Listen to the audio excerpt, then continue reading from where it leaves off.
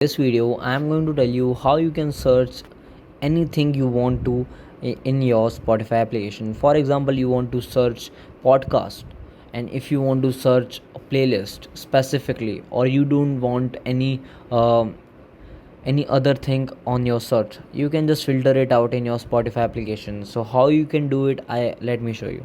So you need to first open your Spotify application, then you need to click on search. After that, you need to search anything. For example, I will search English. Now I have many options here. You can see here it is selected on top. It will show anything here: podcast, playlist, songs, everything here. If I want to just if I just want one playlist on English, I can just click on playlist. It will show every playlist present on English keyword. Okay, if I want songs only, I can just click on songs. It will show me only songs.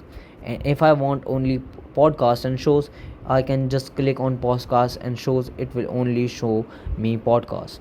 This is how you can use this feature to filter everything you want to search on your Spotify application.